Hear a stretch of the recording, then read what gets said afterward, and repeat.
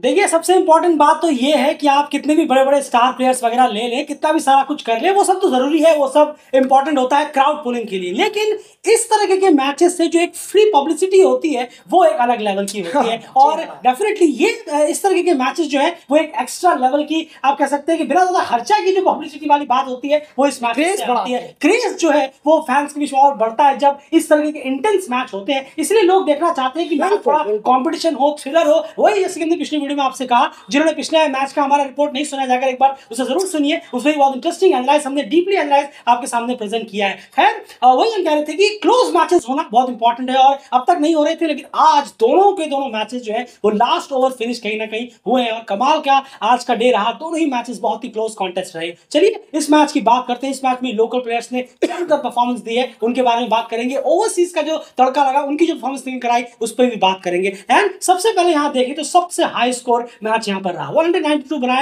Aluminium Lions ने, जो कि सबसे हाईएस्ट स्कोर है इस आईपीएल का अभी तक का। सबसे महंगा ओवर भी, स्पेल भी इस आईपीएल का इसी मैच में आया। एंड सबसे पहले यहाँ बात करते हैं लुम्बिनी लायंस की बैटिंग के बारे में। बैटिंग में क्या कुछ हाल रहा, ओवरसीज प्लेयर्स का हाल, लोकल प्लेयर्स का हाल समझाने की कोशिश करें। जरूर, अर्जुन और आशुतोष ने ओपनिंग की यहाँ पर, और कुछ ये हमें नए फ्रेश देखने को मिले फेसेस। और शुरुआत तो थोड़ी अच्छी मिलने जा रही थी, लेकिन तभी पहला विकेट गिरा और उसके बाद हम देखें तो सीधा फिर आए रोहित पौडेल। जी हाँ, उसके बाद कप्तान खुद आए क्रीज पर। एक पार्टनरशिप हुई वहाँ छोटी सी, लेकिन रन जरूर आ रहे थे, अच्छे फ्लो में रन बन रहे थे अगर हम ये कहें। एक 64 से फिर 131 पर जी हाँ तीसरा विकेट गिरता है और वो रोहित पौडेल का है। अगर हम बात करें रोहित पौडेल की, तो काफी अच्छी इनकी इनिंग रही। टॉम मूर्स इसी दौरान बीच में आए, खासे शॉट्स भी दिखाए, रनिंग बिटवीन द विकेट काफी अच्छी रही।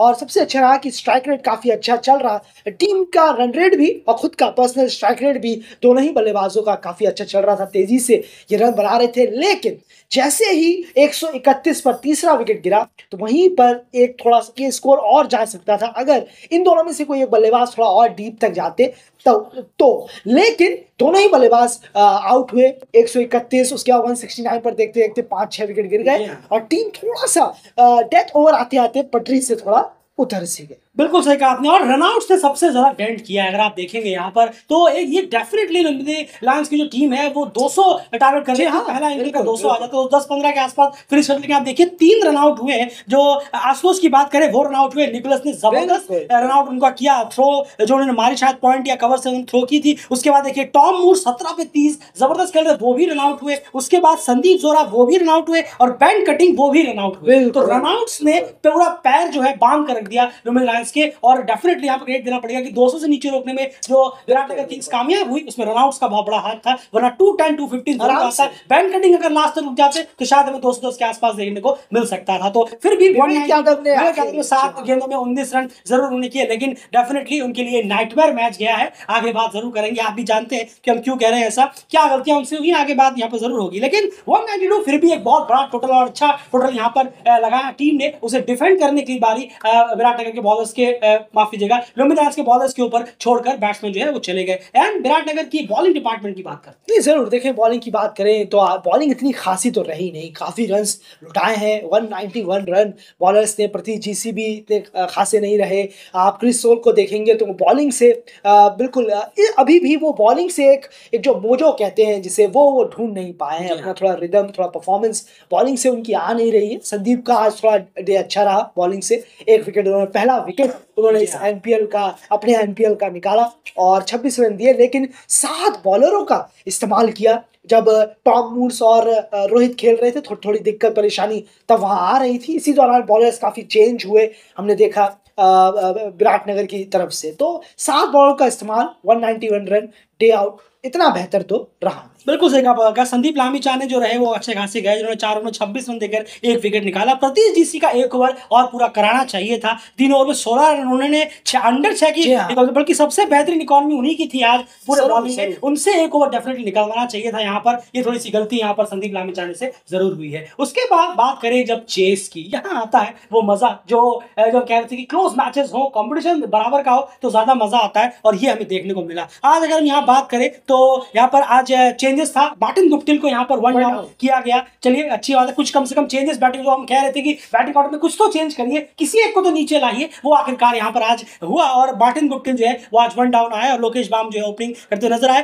तो पहला विकेट बहुत ही जल्दी गिर गया, 2 रन पर ही पहला विकेट गिर गया, शुरुआत अच्छी नहीं हुई। 192 पे आप बिल्कुल नहीं चाहेंगे कि अपने ओपनिंग पार्टनर 2 रन पर ही कहीं ना कहीं पवेलियन लौट जाए, लेकिन उसके बाद यहाँ गुप्टिल और लोकेश बाम ने 50 की पार्टनरशिप करीब करीब कर दी और मैच में विराटनगर को वापस लेकर आए। पावर प्ले का जो फायदा टीम को उठाना था वो उठाया उन्होंने, बजाय उसने अपना एक विकेट गवाही क्यों ना दिया हो। एंड उसके बाद की जो चेज है वो किस तरह से आगे बढ़ा है। नहीं जरूर देखें, उसके बाद चेस पटरी से तो उतरा। अगर आप देखेंगे 4 विकेट हो गए 72 रन तक आते हैं। और हम इसको देखें तो आप देख रहे हैं राजेश पुलामी और निकोलस कीर्तन, मार्टिन गुप्टिल, जी हाँ कीर्तन और मार्टिन गुप्टिल माफ कीजिएगा, वो तीनों पेविलियन गए और कीर्तन बिना फिर से उनका कंट्रीब्यूशन कोई आ नहीं रहा, बल्ले से काफी खामोश उनका बल्ला जा रहा है। और 72 पे 4 हुए, 64 पे दूसरा गिरा और सीधा 72 पर 4 विराटनगर किंग्स बहुत मुश्किलों में। बिल्कुल 64 पर 1 विकेट था एक वक्त पर, 64 पे दूसरा गिरा, 64 पर 1 विकेट था और आते आते 72 पे 4। यहाँ जबरदस्त वापसी की लुम्बिनी लायंस ने मिड फेज में। अगर हम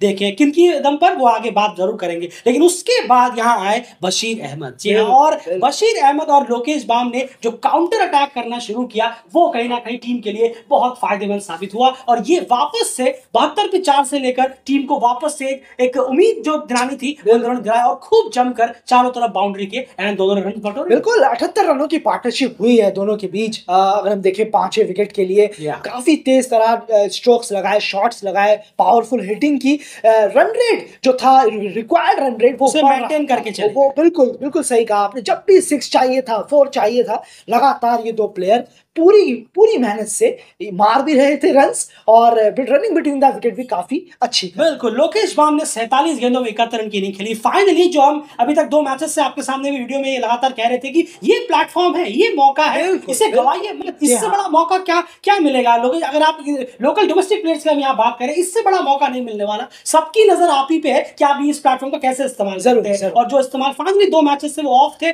कुछ खराब शॉट्स निकल रहे थे, लेकिन आज उन्होंने जमकर उनका बल्ला बोला और मैच विनिंग नॉक उन्होंने कहीं ना कहीं यहाँ पर खेला। 47 गेंदों में 71 रन उन्होंने लगाए, सिक्सेस लगाए, चौके लगाए, दौड़ के भागे, तो ये कमाल किया। आज उन्होंने दोनों हाथों से ये मौका ग्रैब किया है। अगस्त में रीजनल फाइनल है और ये बहुत इंपॉर्टेंट इवेंट है 2-3 प्लेयर्स के लिए कि वो अपना मौका अपने टीम में स्क्वाड के लिए तैयारी करे कि रीजनल फाइनल में अगर की टीम के लिए जब भी नेपाल की टीम तैयारी शुरू करे उसमें इन 2-3 नामों को भी देखा जाए। वो 2-3 नाम कौन होंगे वो आप ही को डिसाइड करना है। परफॉर्म अच्छा करेंगे तो क्रिकेट बोर्ड की नजर आप पर जरूर पड़ेगी। खैर उसके बाद बशीर अहमद की इनिंग को भी याद देनी होगी, जिन्होंने 72 पे 4 पे वो आए थे लेकिन एक अच्छी इनिंग खेल कर गए। जरूर बहुत अच्छी इनिंग उन्होंने खेली है, लेकिन जैसे ही वो आउट हुए उसके बाद हमें एक थोड़ी सी हड़बड़ी दिखी। प्रतीक जीसी ने एक छक्का जरूर मारा, वो भी इंपॉर्टेंट था मैच के कॉन्टेक्स्ट के साथ। जरूर लोकेश बाम जब आउट हुए तब और ज्यादा प्रेशर माउंट हुआ विराटनगर पर, तब थोड़ा सा दूर जाती हुई नजर आई थी। 2 ओवर में शायद 21 रन करीब विराटनगर को चाहिए, 1 ओवर में 14 आ गए, 1 ओवर में 14 आ गए। लेकिन